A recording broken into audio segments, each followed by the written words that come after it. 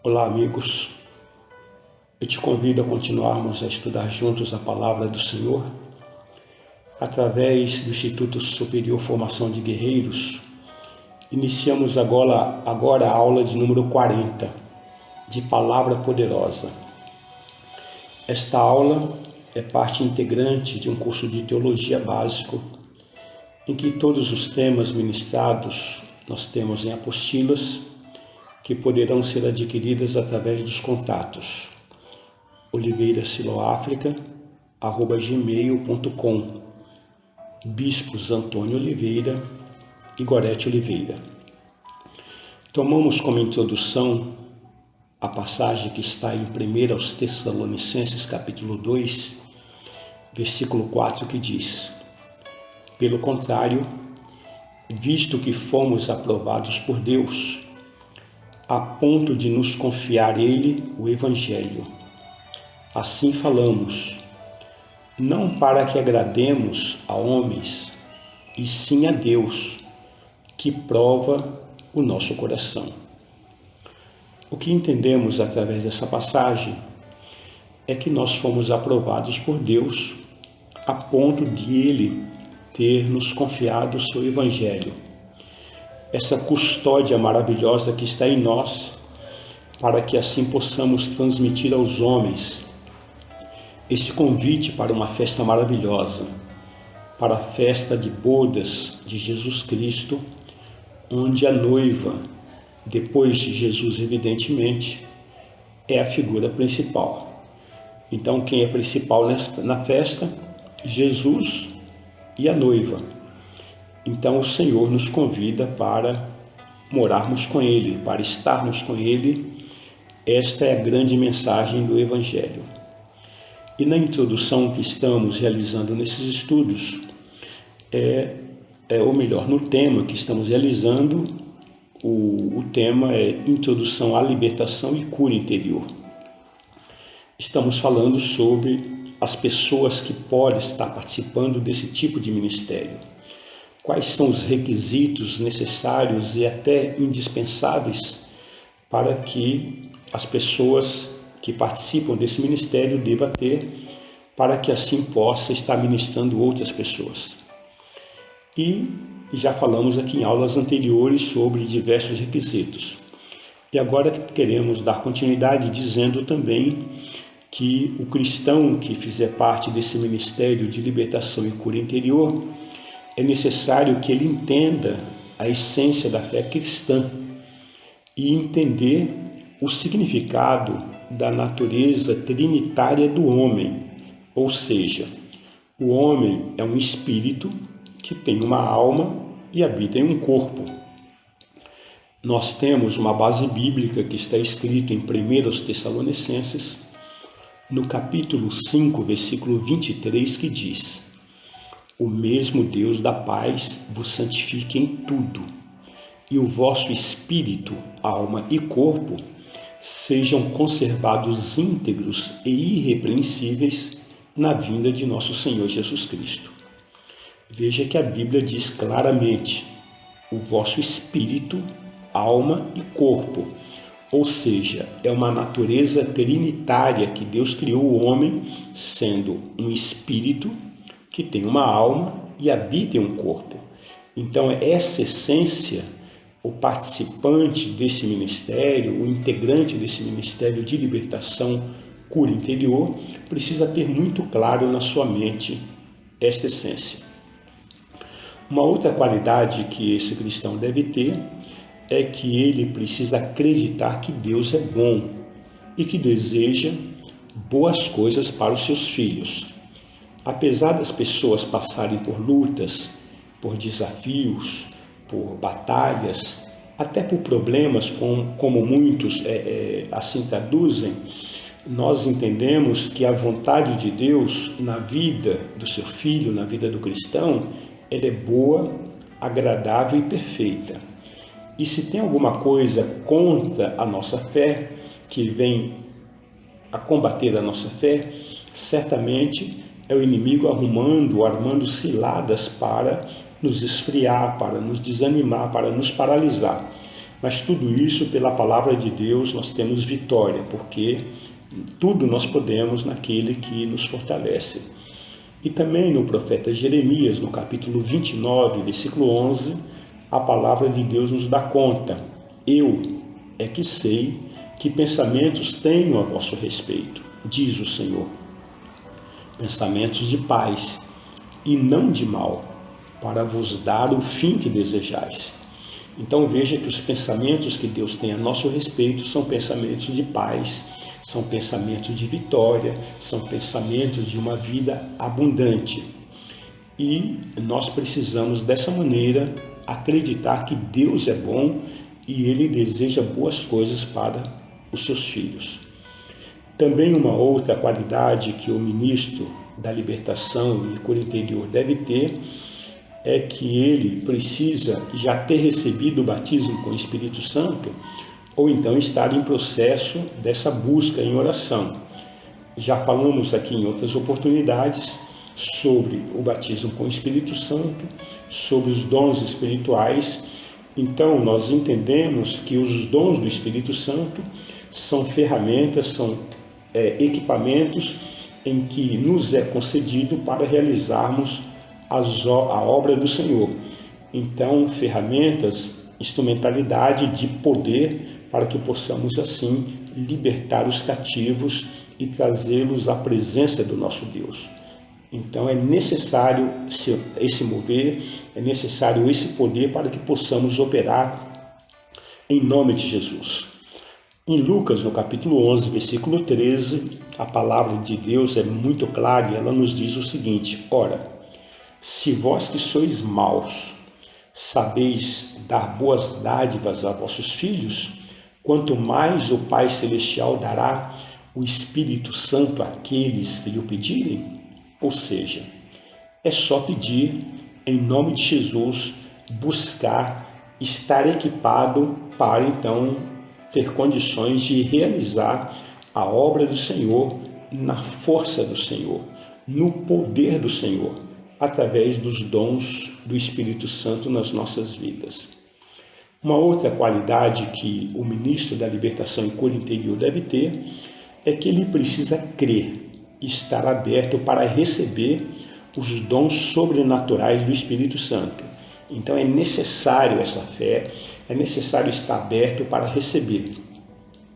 Em 1 Coríntios, no capítulo 12, versículos 4 até o 7, a palavra nos diz o seguinte: ora, os dons são diversos, mas o Espírito é o mesmo. E também há diversidade nos serviços, mas o Senhor é o mesmo. E há diversidade nas realizações, mas o mesmo Deus é quem opera tudo em todos. A manifestação do Espírito é concedida a cada um visando a um fim proveitoso. Então note que a palavra está muito clara, ela está muito patente em relação aos dons espirituais, dizendo que há diversidade.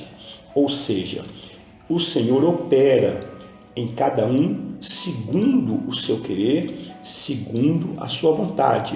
O Senhor que é único, há um só Deus, porém é Ele que opera tudo em todos, de maneira que esta manifestação do Espírito Santo é concedida a cada um segundo o seu propósito, visando um fim proveitoso. Então o cristão, aquele que quer realmente servir ao Senhor, é necessário que esteja aberto para receber esse poder sobrenatural do Espírito Santo de Deus. Principalmente o caso aqui que estamos abordando, aquele que é o ministro na área da libertação e cura interior. Também uma qualidade que esse participante precisa ter, esse ministro da libertação precisa ter, é saber como guiar uma pessoa a Jesus Cristo.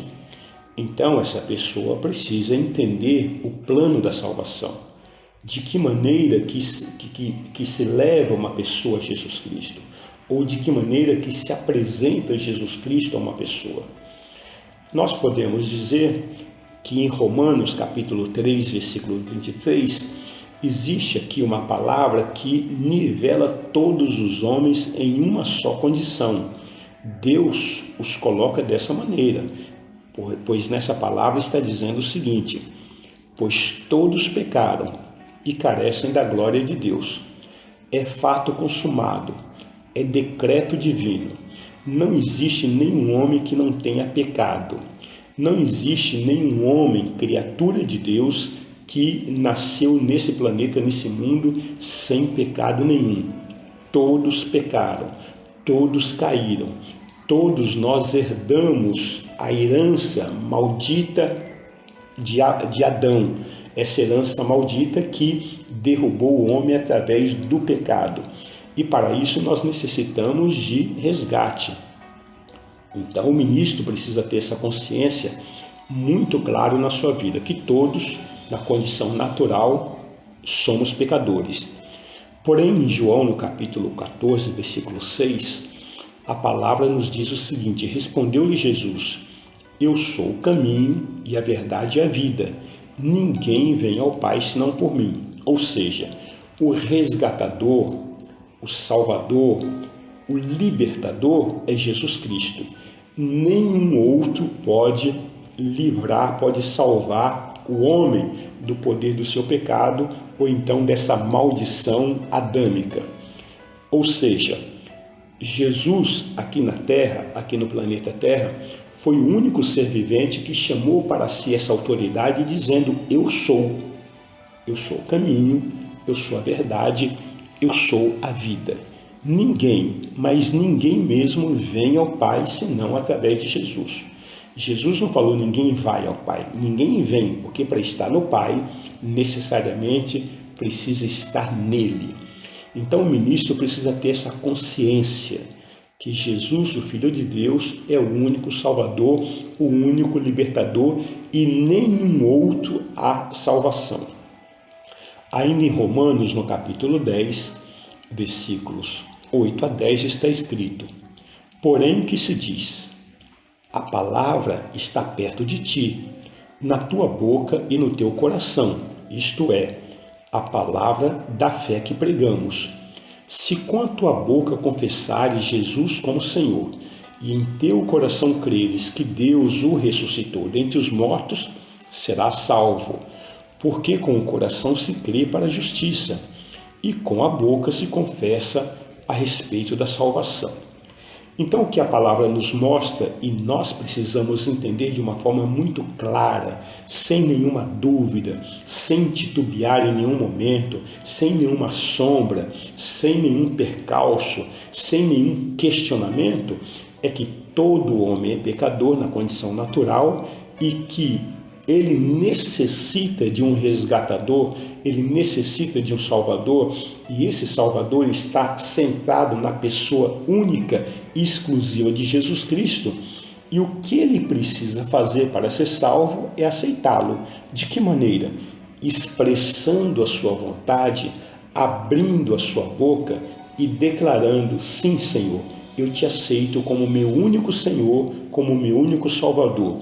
E nisso, então, se completa o plano da salvação. O homem não precisa fazer absolutamente nada além disso. Não existe ladainha, não existe reza, não existe patuás, não existe trabalhos, não existe obrigações, não existe promessas, não existe ritual nenhum que o homem precise fazer para alcançar essa graça. A graça já nos foi concedida. É pela graça do Senhor Jesus, que é dom imerecido de Deus, liberado para aquele que crê, para aquele que quer. Nós não merecemos, mas nós aceitamos e assim o Senhor nos concede e somos salvos. Então, é ponto final, é ponto pacífico, não precisa nada além disso. O homem não tem poder de pagar o preço do seu pecado. Não é porque a pessoa está sofrendo que ela está pagando algum preço. Ela não tem que pagar nenhum tipo de promessa, não tem que andar de joelho, não tem que acender velas, não tem que fazer nenhum tipo de obrigação de trabalho, não tem que fazer nenhum tipo de coisas que dependa dela para alcançar essa salvação ou para diminuir o peso, a carga do seu pecado. Ela não consegue. A única coisa que o homem precisa fazer, ratificamos então, é abrir a sua boca, abrir o seu coração e declarar: Senhor, sim, eu te aceito como meu único Senhor e como meu único Salvador. A partir daí, então, uma vida cristã, ser discípulo de Jesus e cumprir os propósitos e determinações da palavra de Deus. Uma outra condição que o ministro da libertação precisa ter é saber como guiar a pessoa a renunciar a Satanás e às suas obras. Então ele precisa saber que as pessoas, a partir do momento que aceitaram Jesus, ele então tem o Senhor Jesus como único Senhor e Salvador. Mas que antes dessa condição, ele, quer queira, quer não, quer entenda ou não, ele estava servindo ao príncipe das trevas, ele estava servindo a Satanás. E agora que ele tem uma nova vida em Cristo, ele precisa renunciar a Satanás e as suas obras. Então esse ministro precisa ter habilidade para conduzir as pessoas a fazer isso. Em Mateus, no capítulo 12, versículos 28 e 29, a palavra do Senhor nos dá conta. Se, porém, eu expulso demônios pelo Espírito de Deus, certamente é chegado o reino de Deus sobre vós. Ou como pode alguém entrar na casa do valente e roubar-lhe os bens sem primeiro amarrá-lo? Então lhe saqueará a casa. Veja por essa passagem que há necessidade de nós amarrarmos Satanás, amarrarmos os demônios, lançar fora da nossa vida, lançar fora da nossa casa, porque agora a nossa casa, que é o nosso corpo, que é a nossa vida, a nossa existência, tem um novo dono. Esse que sempre foi o nosso dono, que nós não reconhecíamos, mas agora nós o reconhecemos, e quem dirige a nossa vida a partir de agora é Jesus Cristo de Nazaré. Outra coisa que o ministro da libertação em cura interior precisa entender é saber como orar por alguém para receber o poder do Espírito Santo de Deus. Em Marcos, no capítulo 16, versículo 17, a palavra nos diz: esses sinais hão de acompanhar aqueles que creem. Em meu nome expelirão demônios, falarão novas línguas. Veja, como levar uma pessoa a receber o Espírito Santo? A palavra está clara, é no nome de Jesus. No nome de Jesus, expulsamos demônios, no nome de Jesus, nós falamos novas línguas. Ou seja, no nome de Jesus, nós recebemos o poder sobrenatural de Deus através do Espírito Santo. Então não há invencionismo, não há malabarismo, não há pirotecnia, não há invencionismo de forma nenhuma. Não invente, não fantasie. Apenas olhe para as pessoas em nome de Jesus para que elas recebam o Espírito Santo de Deus. Então não tem que ficar batendo no gogó, não tem que ficar fazendo glu, glu, glu, glu, glu, glu, glu, não tem que ficar, fazendo chiquilique, nada disso. As coisas de Deus são simples, o nosso Deus é maravilhoso, é um Deus de ordem, é um Deus de decência. Não há nada que nós, seres humanos, possamos fazer para que o Espírito Santo visite uma pessoa, a não ser orar por essa pessoa em nome de Jesus e levar essa pessoa a crer e receber o poder sobrenatural do Espírito Santo. Você percebe como é simples? Muito simples. Então, querido que está nos ouvindo, você que nos acompanha nesses estudos, não complique a vida das pessoas, não coloque embaraço na vida das pessoas, não torne o acesso das pessoas difícil em relação ao Evangelho, em relação ao Senhor Jesus, de maneira que elas não possam alcançar. Facilite, facilite através da palavra de Deus. A palavra de Deus simples, a palavra de Deus crua, da forma que ela é. Outra condição que o ministro da libertação deve ter é que ela precisa experimentar a oração da cura da alma e também da libertação. É claro que se você vai ministrar uma pessoa sobre libertação e sobre cura interior, você necessariamente precisa experimentar na sua vida, precisa funcionar primeiro na sua vida para depois você estar ministrando a outros. Então, queridos, nós entendemos que esses são apenas algumas das qualidades que o ministro da libertação e cura interior deve ter para poder ministrar outras pessoas. Existem outras que nós deixaremos para abordar no próximo estudo, na próxima aula. Por aqui nós encerramos essa ministração orando ao Senhor para que o Senhor tenha total liberdade de operar nas nossas vidas a sua vontade. Deus e Pai do nosso Senhor Jesus Cristo, nós queremos mais uma vez te glorificar, louvar o teu santo e bendito nome pela tua grande generosidade para com as nossas vidas, nos ensinando a tua palavra através do teu Santo Espírito, formatando nas nossas vidas o caráter de Cristo e nos dando condições reais para realizarmos a tua obra na tua força e no teu poder, para que assim possamos produzir frutos dignos de vida eterna, para o louvor da tua glória, e o Senhor nos usando através do Espírito Santo de Deus, pelo penhor da obra que o Senhor realizou no outeiro do Calvário, o teu sangue ali derramado, nos protegendo, nos guardando, nos conduzindo em vitória. Nós, ó Deus, oramos agradecidos e te clamamos, continue, ó Deus, com liberdade, nos conduzindo nesta obra maravilhosa, em nome de Jesus Cristo. Amém e amém.